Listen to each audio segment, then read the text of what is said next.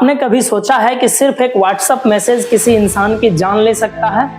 18 दिसंबर 2025 की रात बांग्लादेश में यही हुआ।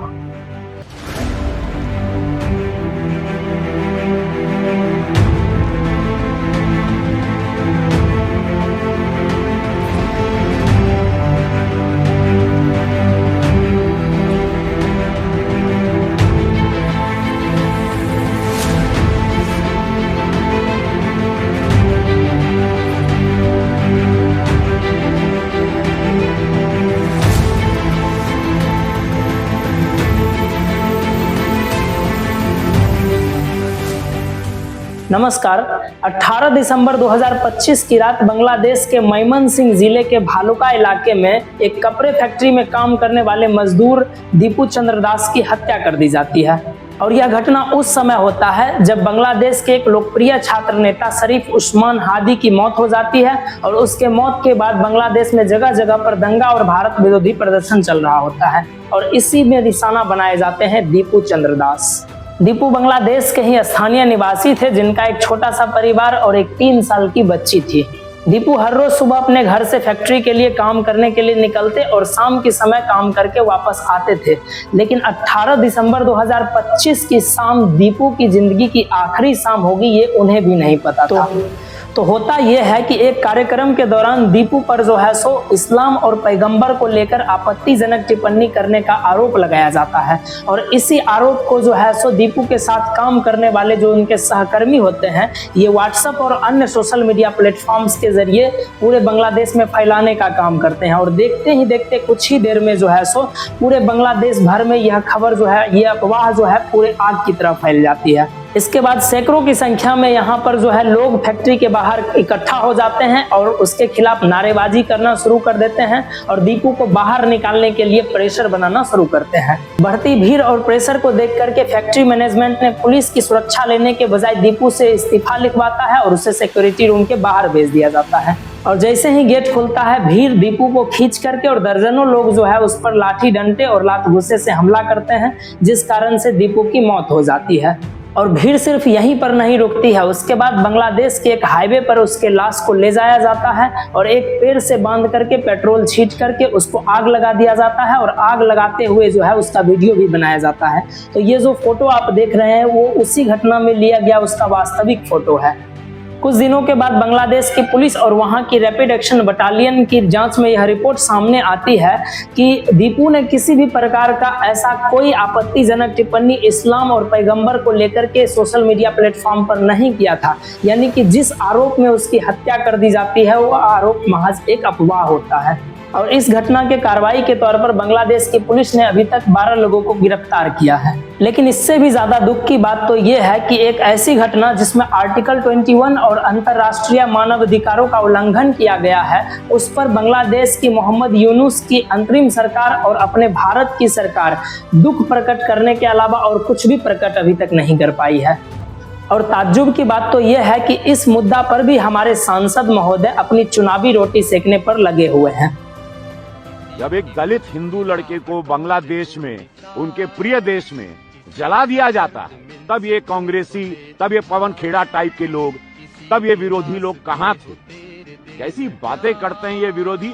इसीलिए इनकी दुर्दशा बिहार में हुई। अब कलकत्ता हम लोग जीतेंगे, अब वहां का हिंदू जागेगा। कुछ समझे दया? हाँ सर, इसका मतलब है इसका मतलब है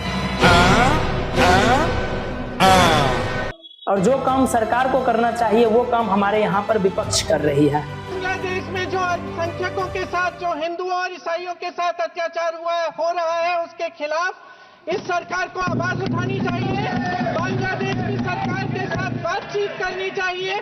ऐसा घटना बांग्लादेश में आज पहली बार नहीं हुआ है। हिंदू अल्पसंख्यकों के साथ बांग्लादेश में यह हमेशा से होते हुए आया है और हमारी सरकार इस पर आज तक कोई भी ठोस कदम नहीं ले पाई है।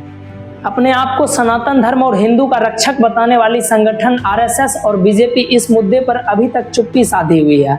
ऐसा नहीं है कि ऐसी घटना केवल बांग्लादेश में होती है, इस प्रकार की घटना अपने भारत में भी होते हुए आया है। और ये सब जो आप देख रहे हैं, जितनी भी घटनाओं का तस्वीर लगाए हुए हैं, ये सभी घटना अपने भारत में हाल फिलहाल में ही हुए हैं। जैसे कि इसमें पश्चिम बंगाल दिसंबर 2025 में जो है पिता और पुत्र की जो है हत्या कर दी जाती है, मार मार करके हत्या कर दी जाती है। उसी तरीका से अक्टूबर 2025 में उत्तर प्रदेश के रायबरेली में हरि ओम वाल्मीकि की हत्या कर दी जाती है वहां पर लोगों के द्वारा। उसी प्रकार कर्नाटक के बेंगलुरु में भी जो है सो एक महिला को उसको बोला जाता है कि वो अपनी 17 वर्षीय बेटी से उसको शादी करवा दे, लेकिन जब वो महिला उस पुरुष को शादी करने से इनकार कर देता है तो वो उस महिला को जो है सो जिंदा जला देता है। उसी प्रकार जुलाई 2025 में तमिलनाडु में एक नई नवेली दुल्हन को जो है सो दहेज के लिए प्रताड़ित किया जाता है और अंत में वो लड़की जो है परेशान होकर के आत्महत्या कर लेती है। और ठीक उसी तरह से जो है झारखंड के कोडरमा में दिसंबर 2025 में स्कूल जाने वाले लड़के लड़कियों को जो है सो यौन शोषण का सामना करना पड़ता है बाहर के लोगों के द्वारा। अब ये सारी घटनाएं हम इसलिए आपको दिखा रहे हैं क्योंकि ये सब घटना में जिनके साथ भी अपराध हुआ है ये सब भी एक हिंदू ही थे। और मीडिया में इन सभी घटनाओं को उतना ज्यादा नहीं दिखाया गया क्योंकि इन पर अपराध करने वाले भी हिंदू ही थे। और ऐसा भी नहीं है कि यह घटना केवल और केवल हिंदुओं के साथ हुआ है। केरल में एक मुस्लिम व्यक्ति की भी ठीक उसी तरह से हत्या कर दी जाती है जैसे बांग्लादेश में अभी एक हिंदू व्यक्ति की हत्या कर दी गई है। हमारे यहाँ जब हिंदू को हिंदू के द्वारा तंग किया जाता है, प्रताड़ित किया जाता है, तब जाकर के हमारे सो कॉल्ड हिंदू समाज का खून नहीं खौलता है। लेकिन जब किसी हिंदू को मुस्लिम के द्वारा तंग किया या प्रताड़ित किया जाता है तब जाकर के हमारे हिंदू समाज का जो खून है वो बहुत ही ज्यादा खौल उठता है। इन राजनीतिक पार्टियों के द्वारा हमारे समाज में धर्म और नफरत का जहर इतना ज्यादा घोल दिया गया है कि आज भी बांग्लादेश में हुए इस घटना को हम लोग जो है सो धार्मिक दृष्टिकोण से देख रहे हैं, न कि मानवता की हत्या के रूप में देख रहे हैं। इस प्रकार का कोई भी अपराध चाहे वो हिंदू के साथ हुआ हो या फिर मुस्लिम के साथ हुआ हो, ये न किसी हिंदू की हत्या है न किसी मुस्लिम की हत्या है, बल्कि यह एक मानवता की हत्या है। कहा भी गया है कि मंदिर मस्जिद गिरजाघर ने बांट लिया भगवान को, नदियां बांटे सागर बांटे मत बांटो इंसान को। और आज हम इंसान ही अपने आप में बटे हुए हैं। अफवाह, नफरत और भीड़, यह तीनों किसी भी देश के लोकतंत्र के लिए काफी ज्यादा खतरनाक साबित हो सकता है। सवाल सिर्फ बांग्लादेश का नहीं है, हर उस समाज का है जहां पर कानून से ज्यादा ताकत भीड़ के पास चली जाती है, जिसका परिणाम ना हिंदू न मुसलमान की हत्या बल्कि इंसानियत और मानवता की हत्या होती है। और हिंदू होने के लिए यदि आपको किसी दूसरे धर्म या जाति से नफरत करनी पड़े तो माफ कीजिएगा, आप एक हिंदू नहीं बल्कि किसी राजनीतिक पार्टी के अंधभक्त हैं। और 23 दिसंबर 2025 के दिन दिल्ली हाईकोर्ट के द्वारा दिया गया एक फैसले के कारण इतना जरूर कहेंगे कि जो लोग अपने देश में अपनी बेटी और बहन को न्याय नहीं दिला पा रहे हैं वो लोग बांग्लादेश में हिंदू को न्याय दिलाने की बात कर रहे हैं।